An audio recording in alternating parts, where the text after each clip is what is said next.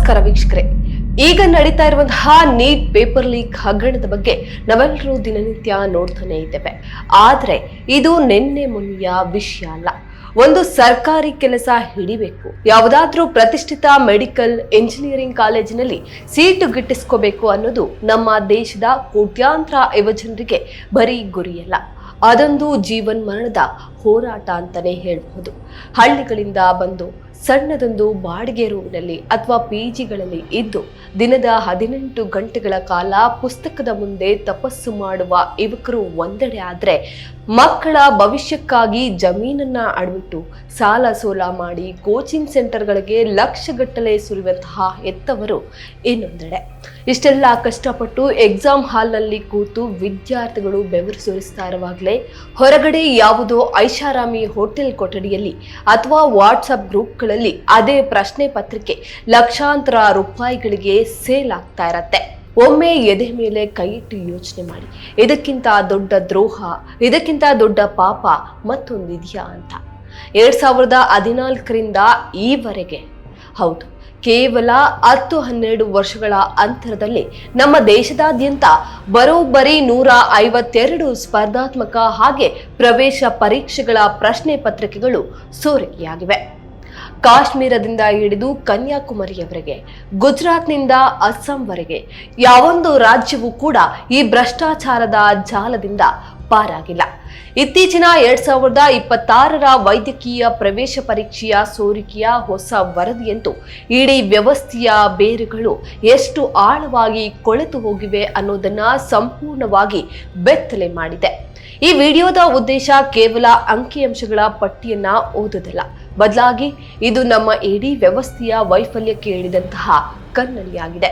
ಬನ್ನಿ, ಈ 152 ಭ್ರಷ್ಟಾಚಾರದ ಪ್ರಕರಣಗಳ ಆಳ ಅಗಲವನ್ನ ಮತ್ತೆ ಈ ಅಪರಾಧ ಎಸಗಿದವರಿಗೆ ಸಿಕ್ಕಿರುವ ಶಿಕ್ಷೆಯ ನೈಜ ವಾಸ್ತವವನ್ನ ಇಂದು ಎಳಿಯಾಗಿ ಬಿಚ್ಚಿಡೋಣ. ವೆಲ್ಕಮ್ ಟು ಪೀಪಲ್ ಟಿವಿ, ನಾನು ಅಂಜನಿ. ಅದಕ್ಕೂ ಮುನ್ನ ನೀವು ನಮ್ಮ ಪೀಪಲ್ ಟಿವಿಯನ್ನ ಸಬ್ಸ್ಕ್ರೈಬ್ ಮಾಡಿಲ್ಲ ಅಂದ್ರೆ ಈ ಕೂಡಲೇ ಸಬ್ಸ್ಕ್ರೈಬ್ ಮಾಡಿ, ಬೆಲ್ ಐಕಾನ್ ಪ್ರೆಸ್ ಮಾಡಿ. ಹಾಗೇನೆ ನಮ್ಮ ಫೇಸ್ಬುಕ್ ಮತ್ತೆ ಟ್ವಿಟರ್ ಪೇಜ್ಗಳನ್ನ ಫಾಲೋ ಮಾಡೋದನ್ನ ಮರಿಬೇಡಿ. ಕೇಂದ್ರ ಸರ್ಕಾರದ 38 ಪ್ರಕರಣಗಳು. ಮೊದಲಿಗೆ ದೇಶದ ಅತ್ಯುನ್ನತ ಮತ್ತೆ ಅತ್ಯಂತ ಬಿಗಿ ಭದ್ರತೆಯುಳ್ಳ ಪರೀಕ್ಷೆಗಳು ಅಂತ ಬಿಂಬಿಸಲಾಗುವಂತಹ ಕೇಂದ್ರ ಮಟ್ಟದ ಪರೀಕ್ಷೆಗಳನ್ನೇ ಗಮನಿಸೋಣ. ಕೇಂದ್ರದ ಪರೀಕ್ಷೆಗಳಲ್ಲಿ ಅಕ್ರಮ ನಡೆಸಲು ಚಾನ್ಸೇ ಇಲ್ಲ ಅನ್ನೋದು ಎಷ್ಟೋ ಜನರ ನಂಬಿಕೆ. ಆದ್ರೆ ಆಘಾತಕಾರಿ ವಿಚಾರ ಏನಪ್ಪಾ ಅಂತಂದ್ರೆ, ಕೇಂದ್ರ ಸರ್ಕಾರದ ಮಟ್ಟದಲ್ಲಿಯೇ ಅತಿ ಹೆಚ್ಚು ಅಂತಂದ್ರೆ 38 ಪ್ರಶ್ನೆ ಪತ್ರಿಕೆಗಳು ಸೋರಿಕೆಯಾಗಿವೆ. 2014ರಲ್ಲಿ ನಡೆದಂತಹ ಸೇನಾ ಭರ್ತಿ ಮತ್ತೆ ತೈಲ ನಿಗಮದ ಅಂದ್ರೆ ONGC ನೇಮಕಾತಿಯಿಂದ ಶುರುವಾದಂತಹ ಈ ಕರಾಳ ಪರಂಪರೆ 2015ರಲ್ಲಿ ಕೇಂದ್ರೀಯ ವಿದ್ಯಾಲಯದ ಪ್ರಾಥಮಿಕ ಶಿಕ್ಷಕರ ನೇಮಕಾತಿ ಮತ್ತೆ ಅಖಿಲ ಭಾರತ ವೈದ್ಯಕೀಯ ಪ್ರವೇಶ ಪರೀಕ್ಷೆಯ AIPMT ಮೂಲಕ ಮುಂದುವರಿಯುತ್ತೆ. 2016ರಲ್ಲಿ ಸಿಬ್ಬಂದಿ ನೇಮಕಾತಿ ಆಯೋಗದ SSC CPO ಪರೀಕ್ಷೆ ಹಾಗೆ ವೈದ್ಯಕೀಯ ಪ್ರವೇಶ ಪರೀಕ್ಷೆ ನೀಟ್ನ ಮೊದಲ ಮತ್ತೆ 2ನೇ ಹಂತದ ಪ್ರಶ್ನೆ ಪತ್ರಿಕೆಗಳು ಮಾರುಕಟ್ಟೆಯಲ್ಲಿ ರಾಜಾರೋಷವಾಗಿ ಹರಿದಾಡ್ತವೆ. 2018ರ ವರ್ಷವಂತೂ ಪರೀಕ್ಷಾ ಮಂಡಳಿಗಳಿಗೆ ಬಹುದೊಡ್ಡ ಕಪ್ಪು ಚುಕ್ಕಿಯಾಗಿ ಉಳಿಯುತ್ತೆ. ಸೈನಿಕ ಶಾಲಾ ಪ್ರವೇಶ ಪರೀಕ್ಷೆ ಜೊತೆಗೆ ಕೇಂದ್ರ ಪಠ್ಯಕ್ರಮದ CBSE 12ನೇ ತರಗತಿಯ ಅರ್ಥಶಾಸ್ತ್ರ, ಗಣಿತ, ಲೆಕ್ಕಶಾಸ್ತ್ರ ಮತ್ತೆ ರಸಾಯನಶಾಸ್ತ್ರ ಪರೀಕ್ಷೆಗಳ ಪ್ರಶ್ನೆ ಪತ್ರಿಕೆಯೂ ಸಹ ಸೋರಿಕೆಯಾಗಿ ರಾಷ್ಟ್ರ ಮಟ್ಟದಲ್ಲಿ ಸಂಚಲನವನ್ನ ಸೃಷ್ಟಿ ಮಾಡಿತ್ತು. ಅದೇ ವರ್ಷ ಕೃಷಿ ವಿಜ್ಞಾನಿಗಳ ನೇಮಕಾತಿ ಪೂರ್ವಭಾವಿ ಪರೀಕ್ಷೆಯೂ ಕೂಡ ಈ ಪಟ್ಟಿಗೆ ಸೇರ್ಕೊಳ್ಳುತ್ತೆ.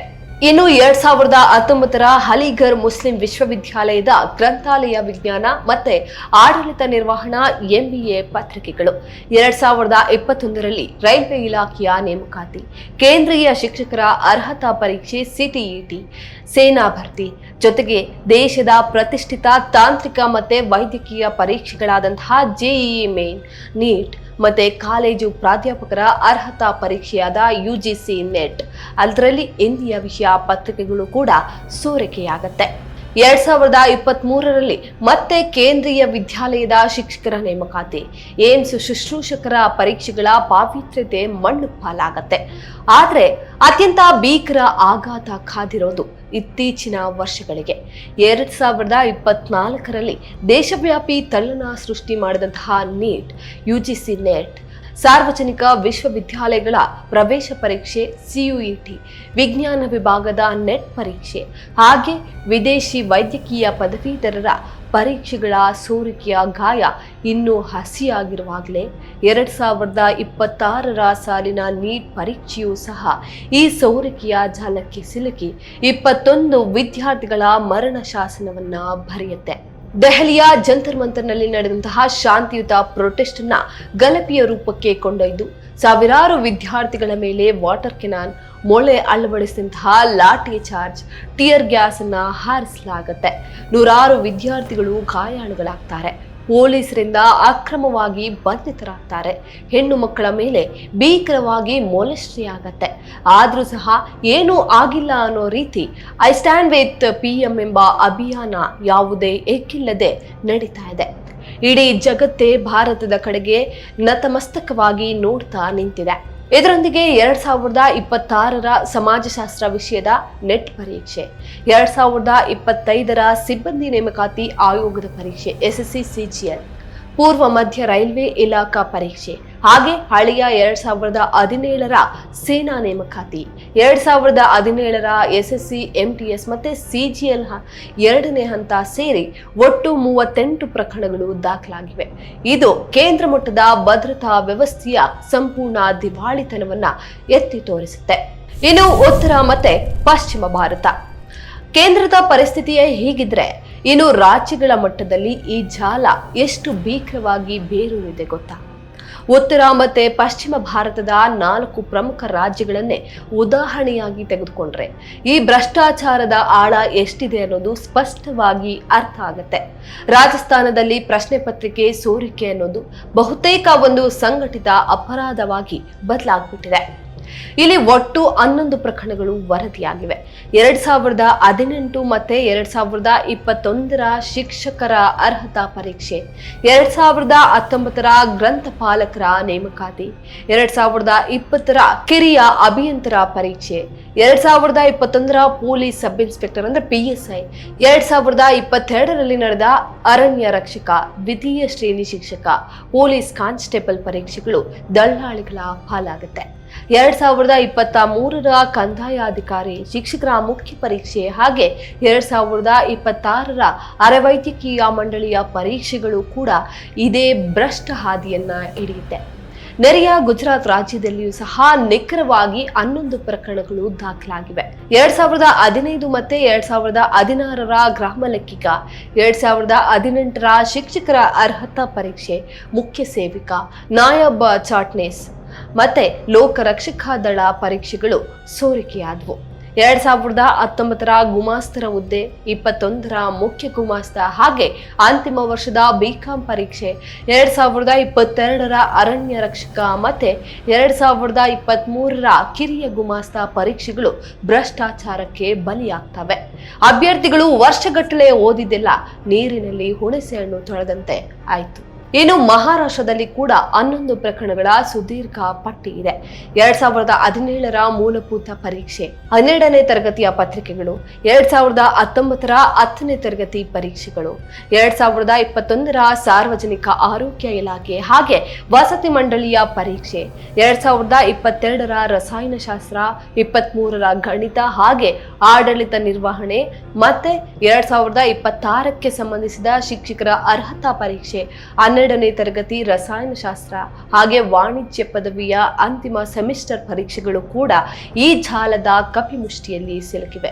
ದೇಶದ ಅತಿ ದೊಡ್ಡ ರಾಜ್ಯ ಉತ್ತರ ಪ್ರದೇಶದಲ್ಲಿ 10 ಬಾರಿ ಪ್ರಶ್ನೆ ಪತ್ರಿಕೆಗಳು ಸೋರಿಕೆಯಾಗಿವೆ. 2014ರ ವೈದ್ಯಕೀಯ ಪ್ರವೇಶ ಪರೀಕ್ಷೆ, 2015ರ ರಾಜ್ಯ ನಾಗರಿಕ ಸೇವಾ ಪೂರ್ವಭಾವಿ ಪರೀಕ್ಷೆ, 2016ರ ಪಾಲಿಟೆಕ್ನಿಕ್, 17ರ ಪೊಲೀಸ್ ಇನ್ಸ್ಪೆಕ್ಟರ್, 21ರ ಶಿಕ್ಷಕರ ಅರ್ಹತಾ ಪರೀಕ್ಷೆ ಹಾಗೆ ಪ್ರಾಥಮಿಕ ಅರ್ಹತಾ ಪರೀಕ್ಷೆ, 22ರ ಕಂದಾಯ ಅಧಿಕಾರಿ ಮತ್ತೆ 12ನೇ ತರಗತಿಯ ಇಂಗ್ಲಿಷ್ ಹಾಗೆ ಇತ್ತೀಚಿನ 2024ರ ವಿಮರ್ಶಾಧಿಕಾರಿ ಅಂದ್ರೆ ROARO ಮತ್ತೆ ಪೊಲೀಸ್ ಕಾನ್ಸ್ಟೇಬಲ್ ಪರೀಕ್ಷೆಗಳು ಕೂಡ ಸೋರಿಕೆಯಾಗಿವೆ.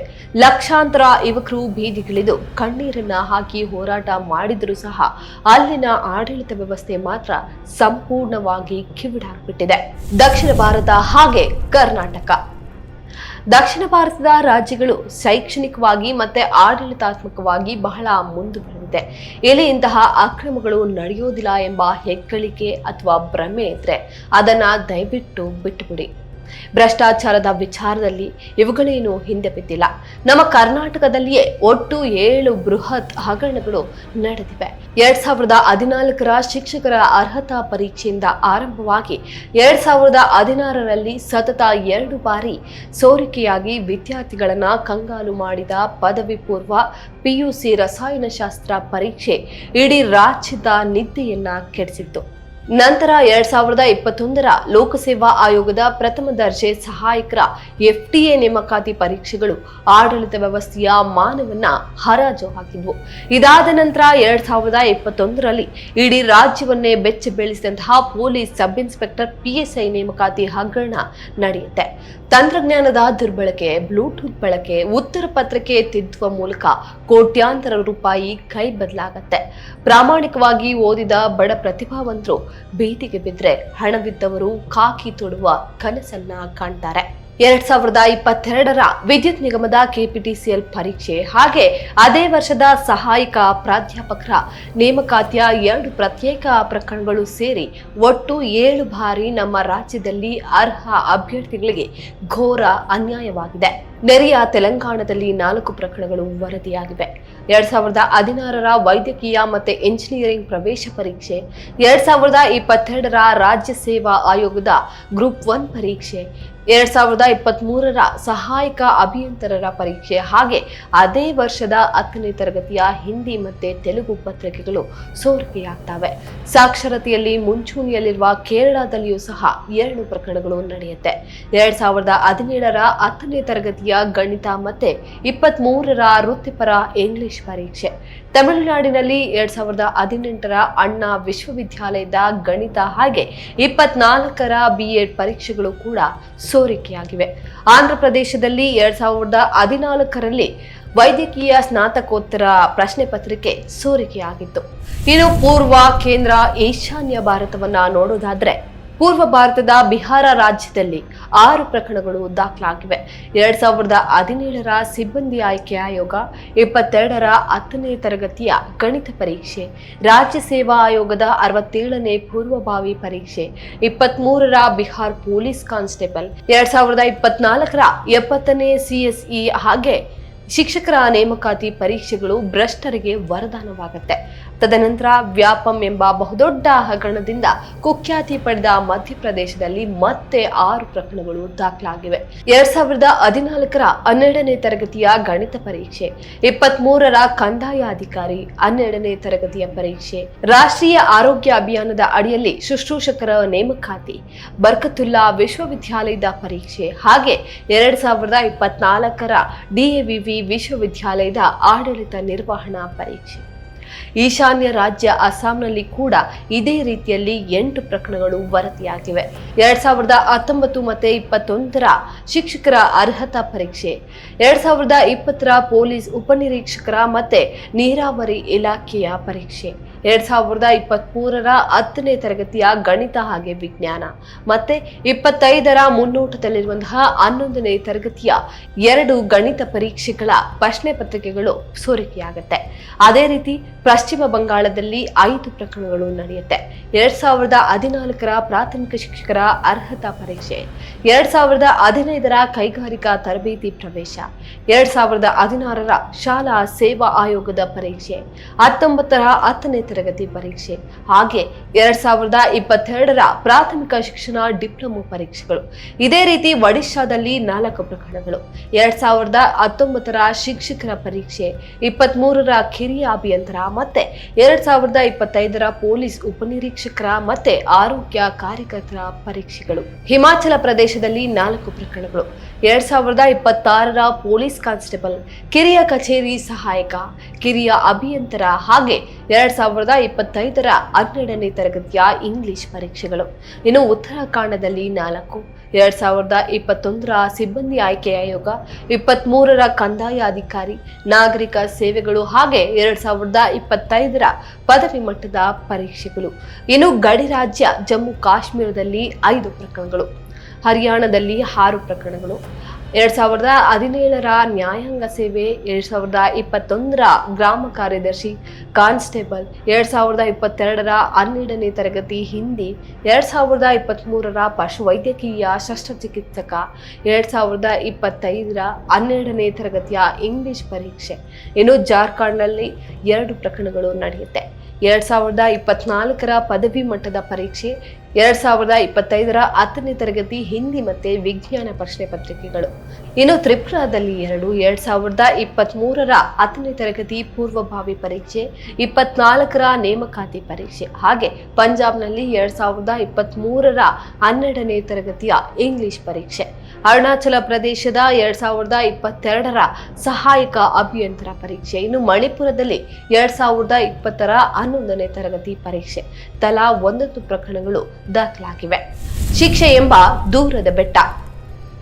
ಇಷ್ಟೆಲ್ಲ ಸುದೀರ್ಘ ಪಟ್ಟಿಯನ್ನ ಗಮನಿಸಿದ ನಂತರ ಪ್ರತಿಯೊಬ್ಬ ಭಾರತೀಯನ ಮನಸ್ಸಿನಲ್ಲಿ ಮೂಡುವಂತಹ ಪ್ರಶ್ನೆ ಒಂದೇ: ಇಷ್ಟೆಲ್ಲ ಅನ್ಯಾಯ ಮಾಡಿದ ಪಾಪಿಗಳಿಗೆ ಕಠಿಣ ಶಿಕ್ಷೆ ಆಗಿದೆಯಾ ಅಂತ, ವ್ಯವಸ್ಥೆಯಲ್ಲಿ ಕಾನೂನಿನ ಭಯವಿದೆಯಾ ಅಂತ.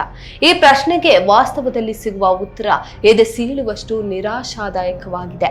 152 ಪ್ರಕರಣಗಳಲ್ಲಿ ಎಫ್ಐಆರ್ ದಾಖಲಾಗಿವೆ. ಎಸ್ಐಟಿ, ಸಿಬಿಐ, ಸಿಐಡಿಗಳಂತಹ ದೊಡ್ಡ ತನಿಖಾ ಸಂಸ್ಥೆಗಳು ಸುದೀರ್ಘ ತನಿಖೆ ನಡೆಸಿವೆ. ಸಾವಿರಾರು ಜನರನ್ನ ಬಂಧಿಸಲಾಗಿದೆ ಅಂತ ವರದಿಯಾಗಿದೆ. ಆದರೆ ಅಂತಿಮವಾಗಿ ನ್ಯಾಯಾಲಯದಲ್ಲಿ ದೋಷಿಗಳು ಅಂತ ಸಾಬೀತಾಗಿ ಕಠಿಣ ಜೈಲು ಶಿಕ್ಷೆ ಅನುಭವಿಸ್ತಾ ಇರುವ ಸಂಖ್ಯೆ ತೀರಾ ವಿರಳ ಅಂತಾನೆ ಹೇಳಬಹುದು. ಬಹುತೇಕ ಪ್ರಕರಣಗಳಲ್ಲಿ ಬಲೆಗೆ ಬೀಳೋದು ಯಾರು ಗೊತ್ತಾ? ಪರೀಕ್ಷಾ ಕೇಂದ್ರದ ಮೇಲ್ವಿಚಾರಕರು, ಸಣ್ಣ ಪುಟ್ಟ ಬ್ರೋಕರ್ಗಳು ಮತ್ತೆ ದುಡ್ಡು ಕೊಟ್ಟು ಸಿಕ್ಕಿಬಿದ್ದಂತಹ ಕೆಲವು ಅಭ್ಯರ್ಥಿಗಳು ಮಾತ್ರ. ಕೋಟ್ಯಾಂತರ ರೂಪಾಯಿ ವ್ಯವಹಾರ ನಡೆಸುವಂತಹ ಮುಖ್ಯ ದಂಧೆಕೋರರು ವ್ಯವಸ್ಥೆಯ ಲೋಪಗಳನ್ನ ಬಳಸಿಕೊಂಡು ಅತ್ಯಂತ ಸುಲಭವಾಗಿ ಪಾರಾಗ್ತಾರೆ. ನಮ್ಮದೇ ಕರ್ನಾಟಕದ ಪೊಲೀಸ್ ಉಪನಿರೀಕ್ಷಕರ PSI ಹಗರಣವನ್ನೇ ಉದಾಹರಣೆಯಾಗಿ ತೆಗೆದುಕೊಳ್ಳೋದಾದರೆ, ಉನ್ನತ ಮಟ್ಟದ ಹಿರಿಯ ಪೊಲೀಸ್ ಅಧಿಕಾರಿಗಳು, ರಾಜಕಾರಣಿಗಳ ಆಪ್ತರು, ಮಧ್ಯವರ್ತಿಗಳು ಸೇರಿದಂತೆ 100ಕ್ಕೂ ಹೆಚ್ಚು ಜನರ ಬಂಧನವಾಗುತ್ತೆ. ಆದರೆ ಕೇವಲ ಕೆಲವೇ ತಿಂಗಳುಗಳಲ್ಲಿ ಬಹುತೇಕ ಪ್ರಮುಖ ಆರೋಪಿಗಳಿಗೆ ಆರಾಮಾಗಿ ಜಾಮೀನು ಸಿಕ್ಬಿಡುತ್ತೆ. ನ್ಯಾಯಾಲಯದಲ್ಲಿ ವಿಚಾರಣೆ ಇನ್ನೂ ಆಮೆಗತಿಯಲ್ಲಿ ಸಾಗ್ತಾನೆ ಇದೆ. ಹಗಲಿರುಳು ನಿದ್ದೆಗೆಟ್ಟು ಪ್ರಾಮಾಣಿಕವಾಗಿ ಓದಿ ಪರೀಕ್ಷೆ ಬರೆದ ಅಭ್ಯರ್ಥಿಗಳ ವಯೋಮಿತಿ ಮೀರ್ತಾ ಇದೆ.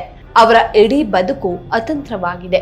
ಇನ್ನು ಉತ್ತರ ಪ್ರದೇಶದ ಕಾನ್ಸ್ಟೇಬಲ್ ಪರೀಕ್ಷೆ ಮತ್ತೆ ಬಿಹಾರದ ರಾಜ್ಯ ಸೇವಾ ಆಯೋಗದ ಪರೀಕ್ಷೆಗಳ ಸೋರಿಕೆಯ ಪ್ರಕರಣಗಳಲ್ಲೂ ಸಹ ಇದೇ ನಾಟಕ ಪುನರಾವರ್ತನೆಯಾಗಿದೆ. ತನಿಖೆಯ ಆರಂಭದಲ್ಲಿ ದೊಡ್ಡ ದಲ್ಲಾಳಿಗಳನ್ನ ಬಂಧಿಸಿದ ಸುದ್ದಿಗಳು ಅಬ್ಬರವಾಗಿ ಪ್ರಕಟವಾಗತ್ತೆ. ಆದ್ರೆ ಸಾಕ್ಷ್ಯಾಧಾರಗಳ ಕೊರತೆ, ತನಿಖಾ ಅಧಿಕಾರಿಗಳ ನಿರ್ಲಕ್ಷ್ಯ ಮತ್ತೆ ರಾಜಕೀಯ ಪ್ರಭಾವದಿಂದಾಗಿ ಕಾಲಾನಂತರದಲ್ಲಿ ಆ ಆರೋಪಿಗಳು ಖುಲಾಸೆಯಾಗ್ತಾರೆ. ಇತ್ತೀಚಿನ ನೀಟ್ ಪರೀಕ್ಷೆಗಳ ರಾಷ್ಟ್ರ ಮಟ್ಟದ ವಿವಾದಗಳಲ್ಲೂ ಸಹ ಸುಪ್ರೀಂ ಕೋರ್ಟ್ ತನಕ ವಿಚಾರಣೆ ನಡೆಯುತ್ತೆ. ಬಿಹಾರ ಮತ್ತೆ ಗುಜರಾತ್ ಮುಂತಾದ ಕಡೆಗಳಲ್ಲಿ ಬಂಧನಗಳು ಕೂಡ ಆಗುತ್ತೆ. ತನಿಖೆ ಚುರುಕುಗೊಳ್ಳುತ್ತೆ. ಆದ್ರೆ ಸಂಪೂರ್ಣ ಪಾರದರ್ಶಕತೆ ಮರುಸ್ಥಾಪನೆ ಆಗ್ಲೇ ಇಲ್ಲ. ಇಡೀ ಜಾಲವನ್ನ ನಿಯಂತ್ರಿಸುವ ಪ್ರಭಾವಿಗಳು ಕಾನೂನಿನ ಕುಣಿಕೆಯಿಂದ ಸುಲಭವಾಗಿ ತಪ್ಪಿಸಿಕೊಳ್ತಾ ಇದ್ದಾರೆ. ಸಾರ್ವಜನಿಕ ಪರೀಕ್ಷೆಗಳಲ್ಲಿನ ಅಕ್ರಮಗಳನ್ನ ತಡೆಯೋದಕ್ಕೆ 2024ರಲ್ಲಿ ಹೊಸ ಕಠಿಣ ಕಾಯ್ದೆಗಳನ್ನ ಜಾರಿಗೆ ತರ್ತಾರೆ. ಅದೇನಪ್ಪಾ ಅಂತಂದ್ರೆ 10 ವರ್ಷಗಳ ಜೈಲು ಶಿಕ್ಷೆ ಮತ್ತೆ 1 ಕೋಟಿ ದಂಡ ಅಂತ.